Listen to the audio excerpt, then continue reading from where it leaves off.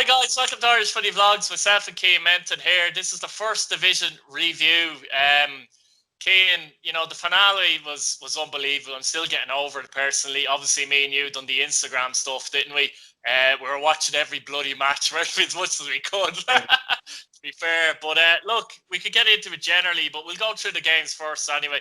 I suppose we'll start off with Wexford and Longford, Cian, because Wexford was still a good win for Wexford to get in the last day of the season, wasn't it? To get a win over Longford. Longford were lucky that results went their way and they stayed in the playoffs. The only thing is, Cian, I'm not sure if this will make a difference or not. We will talk about it in the preview show, but it means they travel to UCD as opposed to have to play UCD at home. Might make a bit of a difference. But, what do you make of this result in general? Yeah, a little bit surprising. Obviously, with Longford, like everyone, I think you would have put your life on Longford to win that game. But from what I'm hearing, Wexford fully deserve to win the game, and credit to them. Like they're a big asset to have in the league of hurling for players, and that's where a lot of players go down and get experience. And everything that's being done down there is working well. But we're starting to see the results now on the pitch. Doherty got the first goal for them, and Crowley, I think, got the second goal for them. Isn't that right, Conor? Yeah, I have to say, and I was saying,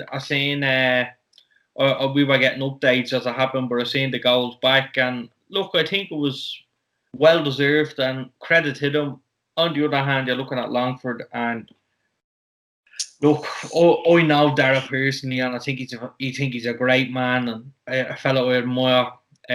Obviously, they expected to go up for. Automatically, like they expected to win the league. At least be knocking on the door, and in the end, they weren't, were they? No, in the end, they weren't. And if there was probably 3 or 4 more games, people are saying where could they have finished? And considering, like, you look at the likes of Galway who have missed out and stuff like that, where could Longford have finished? It's a shame, but I think they'll go again. They've given themselves a fighting chance. They're in the playoffs, and look, fair play to them for getting to the playoffs. It is tough, like I said. I was only talking about it the other day. I think there's a lot of pressure on everybody to get out of this division. Only one can get out of it, like, and the other one has to go through some rigmarole to get there. Like, so it's tough, and I feel for a lot of teams in the first division. I've said that before, and I need to reiterate it again because everybody wants their team to get promoted. We know that. Like, every game meant something there on Tuesday night. So, like, every game meant something big. So it's a shame that not everyone can come up, but at the same time, that's why we love it. But like, you look at Longford, they were fighting to get into the playoffs by the end of it, and it's not seen as a well done because, and at the same time, you're looking at, let's say, a UCD or even a Cabinteely, and they're kind of getting a well done. So it kind of works both ways, I think. And I feel for Longford. I think they're getting a bit of unfair stick, to be honest with you. Look, the performance. I think it's Cian basically because the expectation maybe was a bit higher, wasn't it, at the start of the season for Longford? If you're a manager of Longford, your aim is to win the first division or stay in the Premier Division. Simple. If you're in the Premier Division, it's stay there. So it's tough that way when it doesn't happen. But 2 results either side, and all of a sudden they could have lifted the title. You know what I mean? And it's a strange one. So I think people need to realise that it was half a season as well. So I'm not making excuses for them. I thought Longford to be up there. They're not. It's disappointing. But this time last year, now I haven't got the table in front of me here, but this time last year, I'm pretty sure Shelbourne were on top of the first division. No, or it was very tight at this point, and they went on to win it comfortably in the end. So you know what I mean. We've said this before, but it's very difficult to judge a team over half a season. I know the season has to end the way it has to end, if you get me, but you can't really. Who's to say Longford weren't going to finish strongly in the last 15 games, 10 games, and win 9 of those? That can happen and has happened before. Yeah, like we don't know what way it was going to work or what was going to happen, but all I know is they'd be bitterly disappointed considering their expectations at the start of the season, but they're still in with a fighting chance. People think Longford are gone.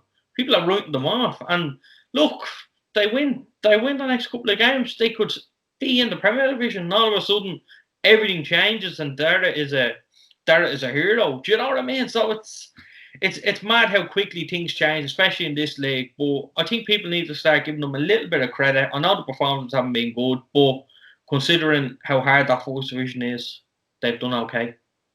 Yeah, I think so. On to Cove and Shamrock Rovers B. And it sounds like an underwhelming result, Keane, because it finished 0-0. But I was watching this game, and by the end, the Cove players, they were dejected. You could see them on the pitch. Yeah. They dominated this game, Keane, from the second half, because I kind of started watching from the second half, really. They threw the kitchen sink at Rovers B, and they just couldn't score. Fair play to Rovers B, though, Keane, because they actually defended like their life literally depended on it, and it didn't, if you get me. So you have to give the young lads a bit of credit there in the Rovers B team, but Cove threw everything at them. They corner kick after corner kick, free kicks, crosses into the box, clearances off the line. There was 2, I think, clearances more or less off the line. If they won that game, they would have been into the playoffs. So tough on them. They gave it a good shot, but they're disappointed with that ultimately, aren't they, to miss out? Because that's like I says, I think it's because they were a B-side. That's more disappointing than that. And I think a lot of people, I've seen a lot of comments about how Shamrock Rovers performed in the game.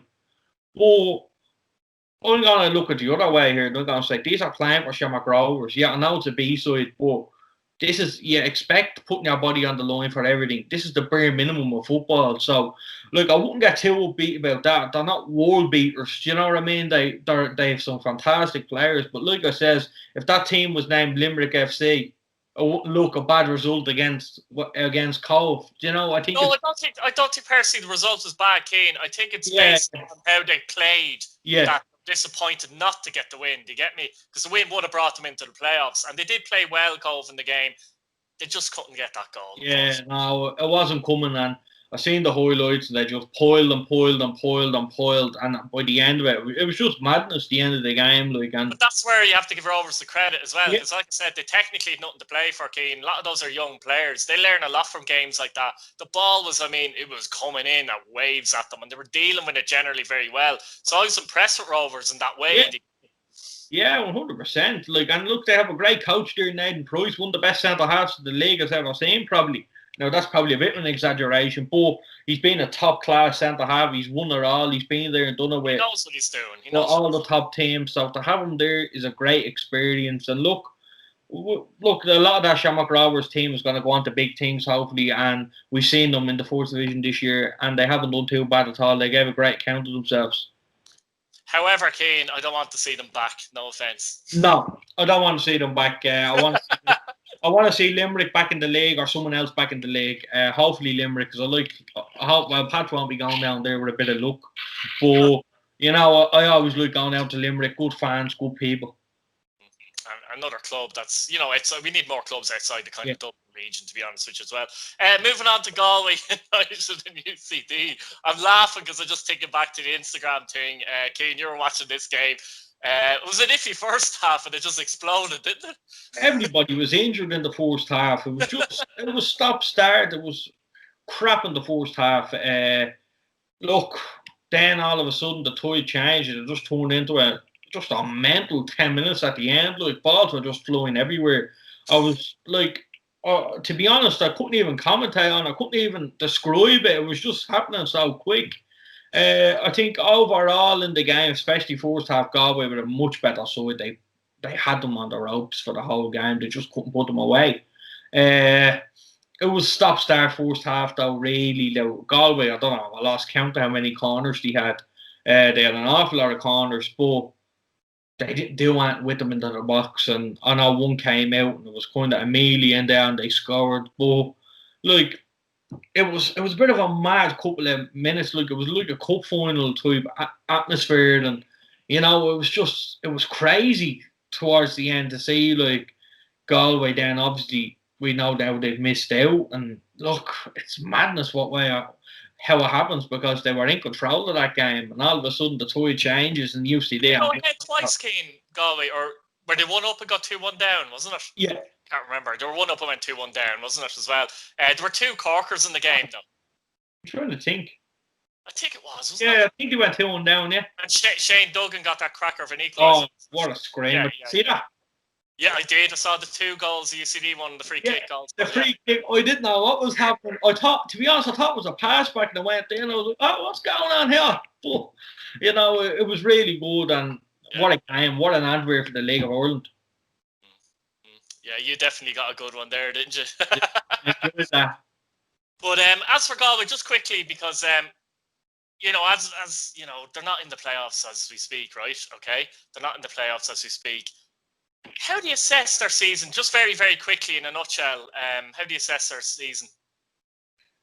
Bad first half, great second half. They're obviously disappointed. They got battered at home by Cork by Cove, and it was just a couple of games like that let slip when all of a sudden when the momentum is high and Galway are flying, they get brought back down to earth with a result like that. So it's been a little bit stop-start, but generally since Caulfield came in, he's took the league by storm, and I'm really looking forward to seeing him in the First Division next year with a couple of his own players.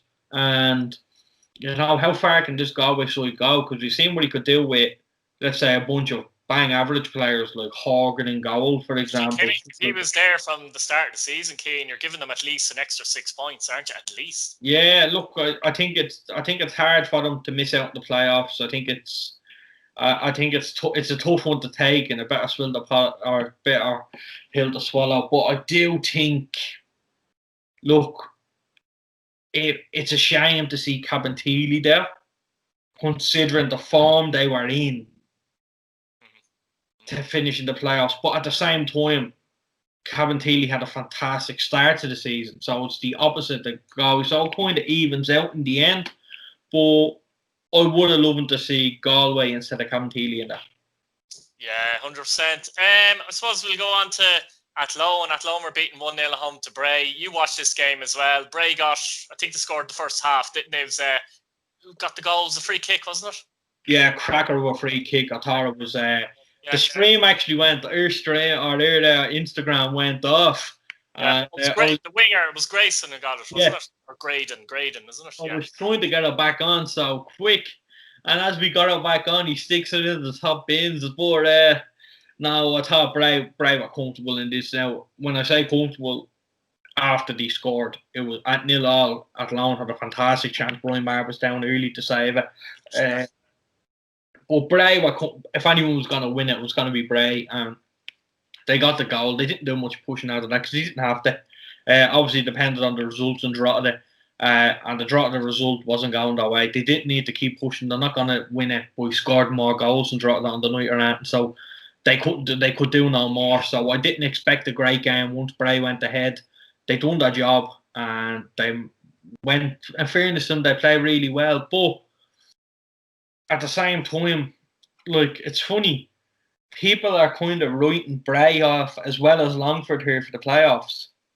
Like, considering they lost and considering you look at the likes of UCD who have won the last game and they're flying on form. But people tend to look at that side of it. When I'm looking at Bray who have done so well, and I'm looking at Longford who have done so well over the course of the season, they both had results. Look, I think both sides will be disappointed considering Bray were leading it for a long time there. Well, when you say long time, it was a long time. 3-4 weeks, which we haven't seen this year before. And they were in pole position. Galway came and look, it's a shame, but Galway got the 3 points, and I feel for Bray, but they have to. Them and Longford for me are the big ones here, and I'm really looking forward to see them. And I hope now, I genuinely do. Once Patstown finish in the 9th spot, I hope we see them. I hope we see both teams up this year. Yeah, I think Bray actually had the best offensive record in the league this season, Keane. Yeah. They only conceded 13. Funny enough, when they lose, it tends to be like 1-0, doesn't it? In fairness, like games. They lost 2 crucial games 1-0 in the last 2 weeks against Galway. We'll get on, obviously, to Drogheda. Drogheda won 2-0 in Cabinteely. And I'll start with Cabinteely first before we get on to the champions, because I thought a defeat for Cabinteely would knock them out, Keane, because I was sure at least one of Galway or Cove would win, which would have been enough to knock Cabinteely out. They were very fortunate in that way. The game itself, very scrappy first half, very poor first half. I think Drogheda looked very, very nervous. Cabinteely got a player sent off, which, I think it was Carolyn who got sent off that killed him. Mark Doyle went off injured the second half for Drogheda, and I thought, this could finish level, but James Brown scored a wonder goal, so he did. Yeah. I don't know if you've seen it. Well, not a wonder goal, but a very good goal. He was on the right, he took to the side, left-footed shot into the corner. His first ever goal for Drogheda. And obviously Heaney finished it off to give them the title. Look, it's a great day, great night, whatever the other night for Drogheda. Great achievement for them, winning by a point. Their character has been questioned a few times, hasn't it, Keane? I've questioned myself, like rightfully so in many ways. Rightfully so in many ways. But in the last 2 weeks, like, they've won their last 3 games. And they probably had to win the last 3 games, and they probably knew that. So on the flip side, they've shown great character in the last 2 weeks. They have. Look, they're deserving champions. The table doesn't lie. They've got the most points this year, and fair play to them. I've wrote them off more than once already this season. I have, after results against Athlone and Cove and stuff like that. But they came back. They haven't rested on that. They haven't let that get to them. They came back brand new, fresh team, and look what they've done and what they've achieved now. They're champions for a record 5 times. Drogheda would be. It's great that they've won it 5 times, but it's not great. You don't want to win a first division title too often, put it that way. Yeah. So I think they'd be hoping that's the last. That's the last of their 5 times winning it. But I don't want to put a dampener on it. They done fantastic to win the league, but there's a lot of work to be done now to keep them in the Premier Division. But look, that's for another day. They should enjoy it. They've been the best team of the First Division, and the very best of luck to them. Looking forward to going to United Park next year. Absolutely, yeah. I mean, Tim Clancy has done a very good job there. I think he's there. Is it 2.5 seasons, maybe 3 seasons? This is his third year. Third season. He's built them up over the last 3 years, and he's kind of produced a lot of young players and done well to kind of keep a lot of those young players keen, which is important. So I thought at the start of the season they actually strengthened the squad on paper. Did you? They brought in Hugh Douglas, even Prendergast, because his experience, he helped Shelbourne get to the Premier Division the season before. If I was a First Division club, we'd look for Prendergast this season. He might get them into the Premier Division. But obviously Mark Doyle as well this season, cracking player. I think hopefully to keep on to him. It's important to keep him. I think if they didn't get promoted, they would have struggled to keep Mark Doyle, Yeah, I think so. But as you were saying that, just something popped into my head, and I'm saying, you know what, this could work. Don't ask me why it just popped into my head now. But I was thinking that, the team that finishes second in the Premier Division. In the Premier Division? Sorry, in the First Division. So, which it would be Bray. Bray, yeah. Well, they are second. Yeah, I was thinking maybe if they open the playoffs to an extra spot and let them fight it out to play Bray, and then the winner of that game plays 9th. It just gives a little bit more of an advantage for the team that finishes second, let's say. The other thing is, Kane, actually, interestingly, people might be aware of, there's no 2 legs. These are all going to be 1 leg, by the way. I think the final, I believe, as in whoever finishes 9th against the team that comes through the playoffs, that's 1 leg as well. Yeah. So normally they're at disadvantage, Keen, when they go for the 2 legs, I feel. But the 1 leg thing, it changes it a little bit. You never know. You could defend and get a 0-0 draw, whatever, winning penalties. It's possible, The 1 changes, doesn't it? Yeah, it changes dramatically. And the complexion of the situation. That's something now that I think could work. I don't know what people listen. Possibly, yeah. Because I think it's a little bit of a disadvantage. You finish second in the league. Like, you look at last year, Drogheda. I know Shells kind of ran away with it, but they beat Shells to win the league. Oh, sorry, they beat Drogheda to win the league. Yes. And, if you finish second, I think you should be given a little bit of leeway where to say, look, the other lads are going to battle it out to play you, and the winner of your game goes on to play in the final. I think, I think it's a bit unfair now, I think, with the amount of games they have to play.